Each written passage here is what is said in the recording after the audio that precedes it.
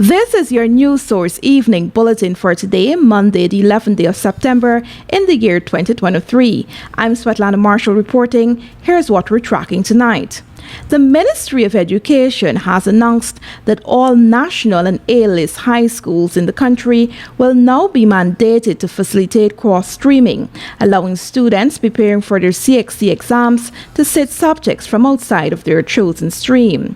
It was also announced that students who intend to write subjects that attract a large number of school-based assessments, SBAs, will have to begin those assessments in the third form in advance of their Caribbean Secondary Education Certificate CSEC examinations. Minister of Education Priya Manichan made the announcements today while commissioning the Mrs. Marine Messiah Wing at the Bishop's High School. Minister Manichan said she was very perturbed when she found out that the Bishop's High School had limited the number of subjects a student can sit at the regional exams and that cross-streaming was not permitted, resulting in many students expressing a desire to be transferred to Queen's College. The Education Minister said students with the ability to write 12 or more subjects should be allowed to do so. Ministry of Education and I personally do not encourage students to engage in only academia, only writing large numbers of subjects. I don't. I believe it can take away from a student. But I believe that some students can. And where students can, they should be accommodated and allowed to. According to the minister, on an annual basis, approximately 250 children from across the country write 12 or more subjects at CSEC, and the students at the Bishop's High School should be allowed to do so. All the national schools and List A schools will allow cross-streaming. So if someone is doing Phys Chem Bio and the science subjects and you want to cross-stream two art subjects, it's going to be allowed on the timetable. Additionally, once eligible, students would be allowed to write mathematics, English, and literature in fourth form, as well as one foreign subject. Minister Manichan said there is a possibility that they will also be allowed to write EDPM in fourth form. Minister Manichan said too that she had verbal communication with the Caribbean Examinations Council CXC about the large number of SBAs students are required to do for a single subject, particularly for science-related subjects. So some of the SBAs that where the subject is being taught anyway in third form, osmosis for example, we will introduce our children at third to how this works and the practical exposure that CXC wanted. And we know that has implications for staff and supervision and marking. We're addressing all of that. And so you're going to see some of those major changes coming about for this and other schools. Meanwhile, with 8 additional classrooms, a lab, and recreational facility, the Bishop's High School will be able to accommodate more students with the commissioning of its new wing. More news coming up in just a moment. It's been a long time coming. Overdue, some might say. But now that it's here, it will change life forever. And it is here to stay. The future is now. Transforming Guyana into the 21st century. Introducing GTT Fiber. Experience internet connectivity like never before. Speeds you deserve at prices you can afford from a name you can trust. Sign up today. GTT Fiber is here. GTT. Together, we rise faster. Oh my lord, I just love to shop in this store. My customers, them gonna love all these things.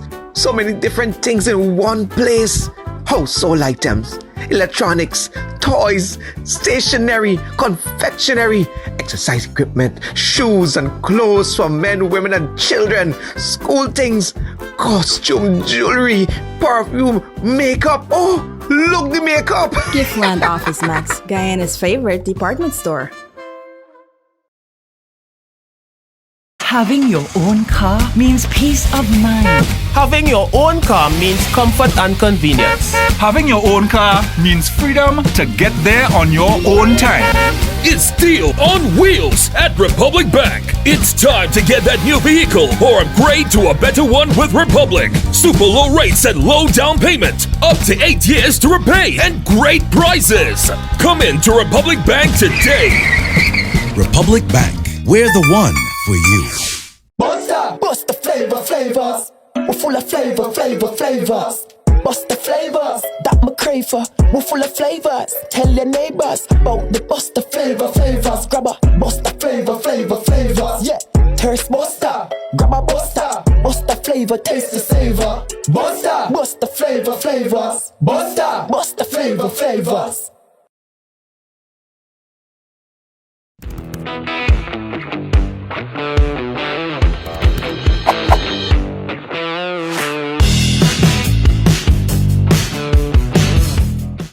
Strong and solid in countries far and wide. New India Assurance, we're standing by your side. Golden service, half a century and more. New India Assurance, our policies are secure. From the heart of India, we serve these islands. The strength that you can trust, you're safe when you come to us. New India Assurance Company. Assurance when you need it most. For your home, motor or business insurance, visit New India Guyana office, 58 Brickdam next to Star Computers. Telephone 2260-415-7. Comfortable parking available.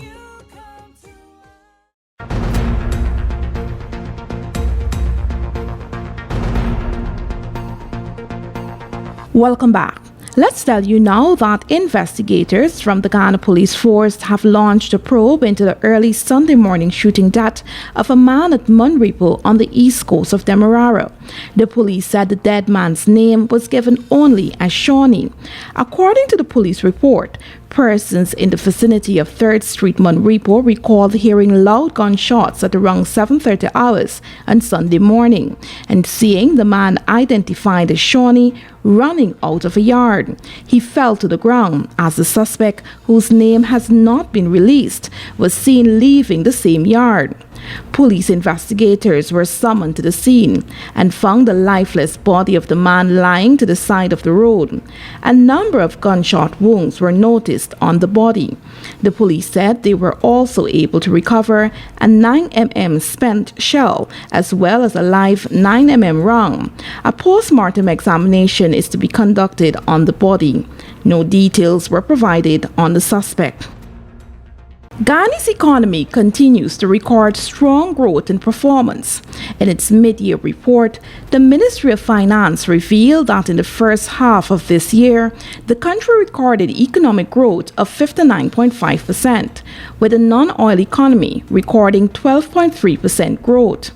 The ministry said the country is on track to record overall growth for this year of more than 28%, which is the revised growth rate.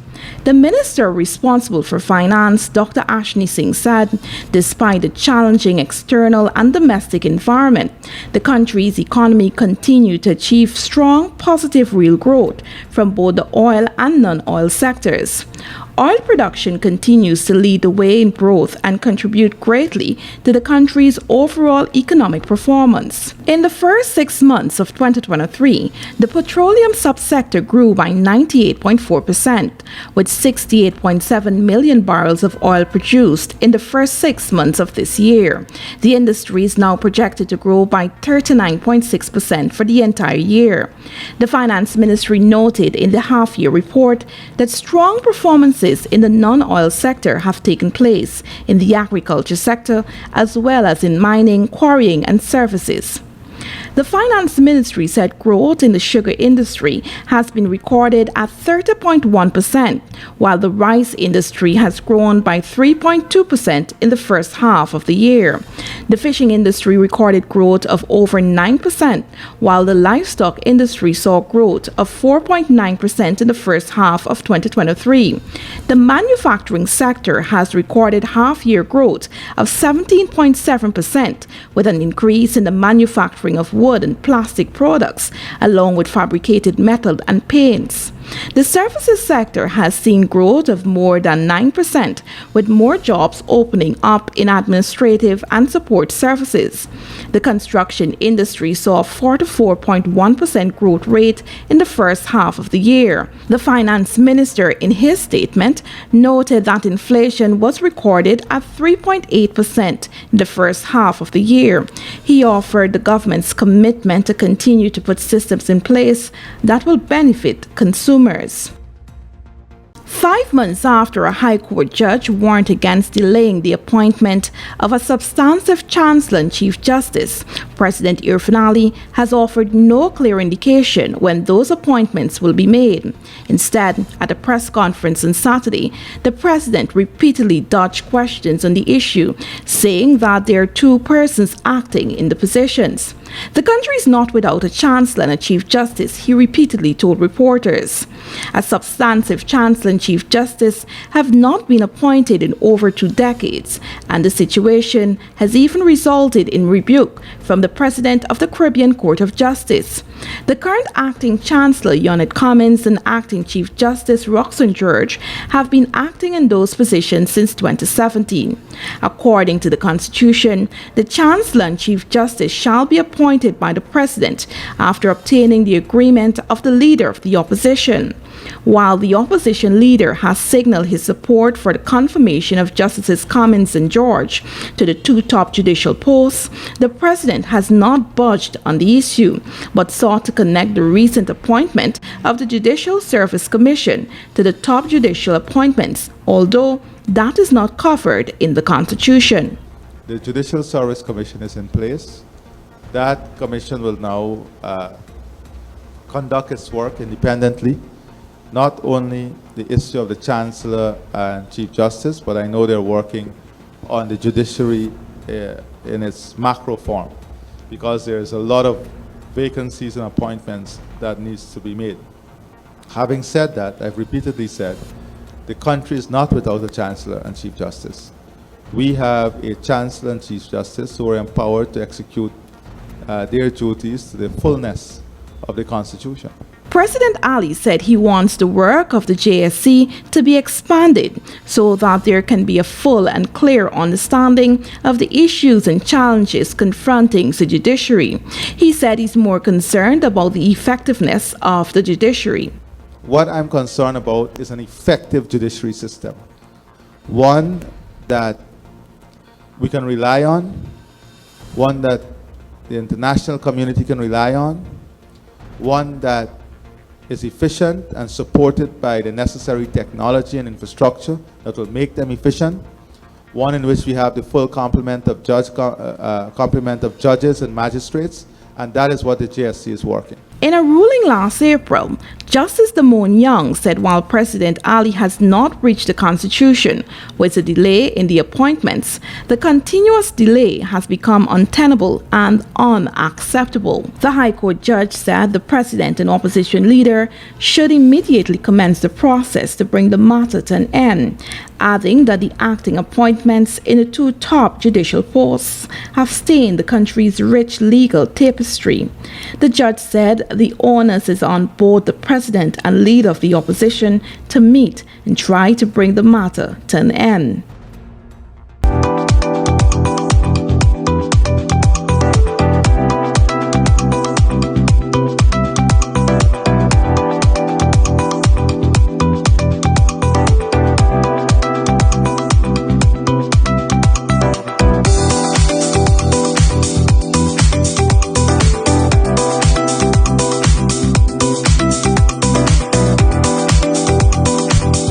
Come visit us on Waterloo Street. John Lewis Styles, simply different.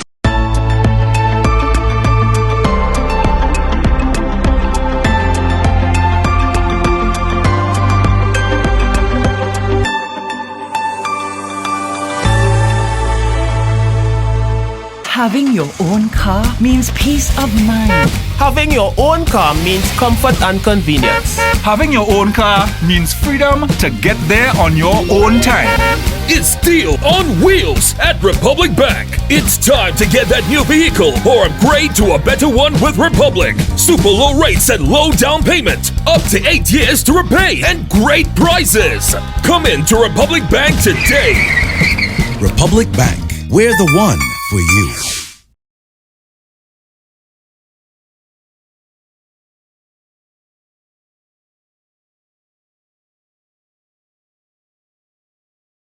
A day of celebration turned into a night of mourning for Burby's family as a father and his daughter were among 4 persons killed in a smash-up between 2 vehicles at Mahaica on the east coast of Demerara on Saturday night.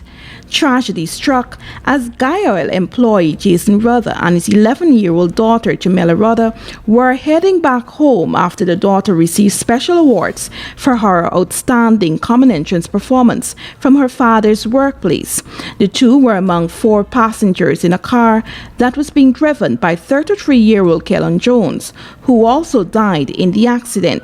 The other car that was involved in the accident was being driven by 26-year-old East Coast Demerara resident Chris Gonzalez, who was the 4th person that died in the smash-up. In a statement, the police said the car with the young girl and her father was proceeding east along the northern side of the De Hoop Public Road when the other car, which was traveling in the opposite direction, overtook another vehicle at a fast rate and ended up directly in the path of the car with the young girl and her father. Both drivers, along with the injured passengers, were pulled from the wreckage and rushed to the Maikoni Hospital, where doctors pronounced the 2 drivers and the father and daughter dead. 2 other persons were injured in the accident. One was treated and released, while the other was transferred to the Georgetown Public Hospital. The police said the matter remains under investigation. The country has now recorded more than 145 road deaths over the past 9 months. As the president and the opposition leader continue to trade blame over their failure to meet on matters of national importance, including constitutional appointments, President Irfaan Ali defended himself on Saturday and said he has had 8 formal communications with the leader of the opposition, Aubrey Norton, on constitutional matters in a period of 14 months. Most of those formal communications were in the form of letters from the Minister of Governance, Gail Teixeira. For a matter of fact,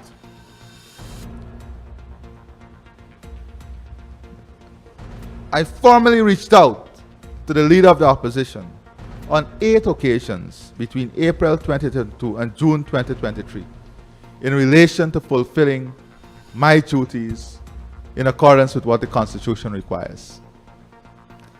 So you would not find me wanting when it comes to fulfilling my constitutional mandate. The president and opposition leader have had just one meeting more than a year ago. Back in June, letters were exchanged on the appointment of the Public Service Commission. President Ali on Saturday maintained that he has done his part. I have fulfilled my constitutional mandate, and I intend to continue to do so. Now, I don't understand why this burden is at my foot. Because I'm saying to you that I've fulfilled all my constitutional mandate in relation to consultation with the leader of the opposition. However, he shut down a series of questions relating to possible dialogue with the opposition leader on matters of national importance, including constitutional reform. Dialogue on what? He repeatedly asked. On Friday, the leader of the opposition, Aubrey Norton, and the chairman of the People's National Congress Reform, PNCR, Sherwin Holder, accused the president and his administration of creating a one-party state. According to Norton and Holder, the government has excluded the opposition members of parliament from state boards and commissions. President Ali, however, refuted that claim, telling reporters that persons affiliated with the opposition have been appointed to a number of state boards as statutorily required. He said in the future, affiliates of the opposition will even receive international appointments. And we have a history of dealing with things in a very equitable manner. So not only are we committed to having affiliates and members of the opposing side incorporated in government and board, but soon you will see appointments at international level that will also include such persons. He said, too, that while the opposition leader is an individual, the opposition includes a wide cross-section of people, some of whom he has had engagements with, including members of parliament and executives of the PNCR. The U.S. has said that it is open to mediate talks between the president and opposition leader, but the government has brushed aside that offer. The Ministry of Finance has indicated that a total of $26.4 billion has been expended on the security sector between January and June of this year. In its half-year report, the Finance Ministry said the monies expended in the sector is to advance efforts which are consistent with government's commitment to ensure safety and security. In relation to the Guyana Police Force, the Finance Ministry said some $468.3 million was expended to provide continuous support for the force's infrastructural needs, including to the command centers within Regions 2, 3, 5, 6, and 10, as well as Criminal Investigations Department, Special Constabulary and Tactical Service Unit headquarters. The ministry's half-year report further stated that works were also advanced on the rehabilitation and construction of living quarters at Betterforwacton, Cove and John, and Letham, as well as police stations at Baramita, Tushen, Denamsel, Friedenhoop, Mucka, Sparndam, and Rosehall, among others. Works are expected to commence in the second half for the construction of Brigdam Police Station. In addition, the ministry said $38.1 million was expended to increase community participation in the prevention of crime intelligence countrywide. The monies were spent towards the formation of 37 new community policing groups, and a further $70.4 million was spent on local and regional training for ranks. The ministry said efforts are on the way to modernize the Ghana Prison Service. From January to June, some $333 million were spent to advance infrastructural works. During the first half of the year, the Ministry of Finance highlighted that a total of 324 inmates received rehabilitative training at a sum of $40.7 million in areas such as agriculture, block making, carpentry and joinery, culinary arts, among others, while 725 inmates are currently being trained. Further, an additional 451 inmates are expected to undergo training in the second half of the year. To expand the Guyana Fire Services infrastructure, the report noted that $141.9 million was expended during the first half of this year for the construction of a living quarter at New Amsterdam and new fire service headquarters in Georgetown, as well as fire stations at Wales and Ogle were completed. Additionally, works were advanced on the construction of the Lenora and Diamond fire stations. Further, 148 hydrants were procured, all of which are expected to be installed by the end of 2023, the ministry said.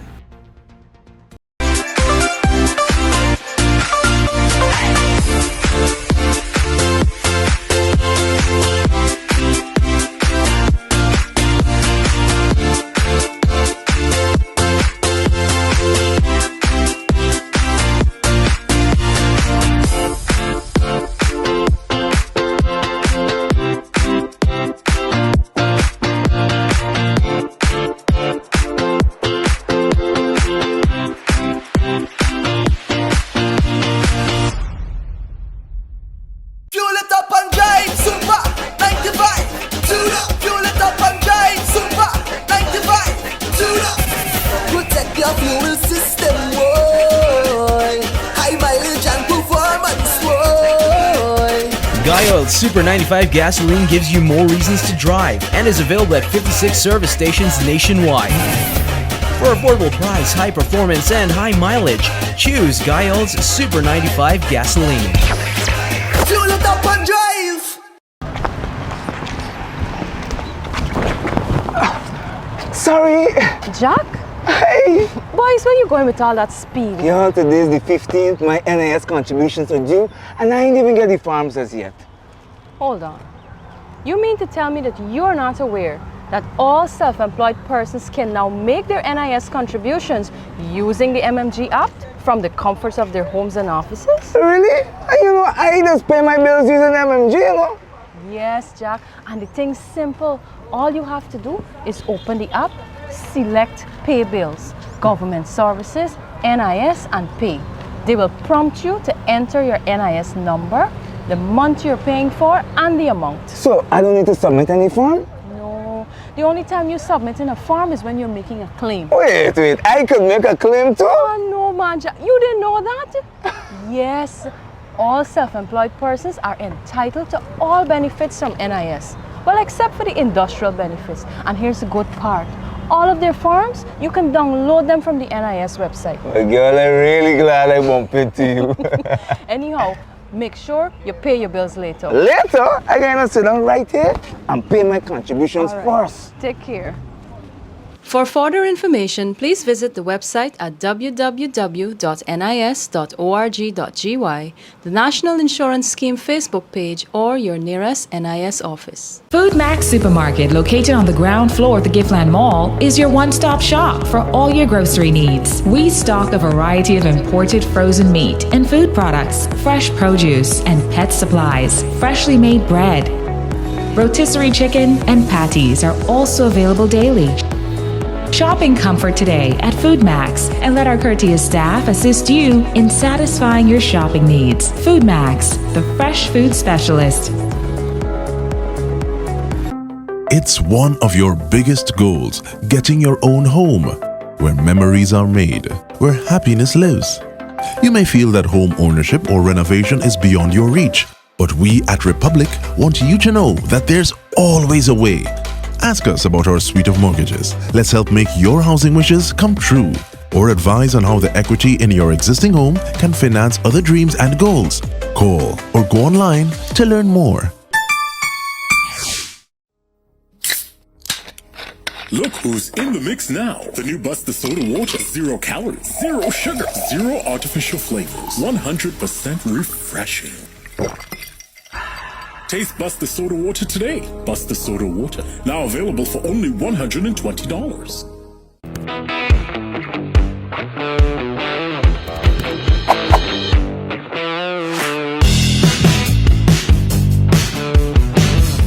Across the region tonight, a Lavendale man who police believe was not the intended target of gunmen was shot dead near his home in Trinidad and Tobago, according to a Trinidad Express report. It is believed that the killers missed their target and instead murdered Rashawn Pierre, who was standing along Old St. Joseph Road near a grocery. Investigating officers said the incident took place around 2:45 p.m. on Sunday. At that time, Pierre was on the side of the road when a car drove by in an easterly direction. The occupants opened fire and Pierre was hit a number of times and collapsed at the side of the road. A man who police believe was the intended target was also injured. He was taken to hospital where he remained up to last night. Several residents said Pierre was an innocent man who happened to be in the wrong place at the wrong time. Pierre's killing took the murder toll for the year to date to 406 compared to 412 for the corresponding period last year.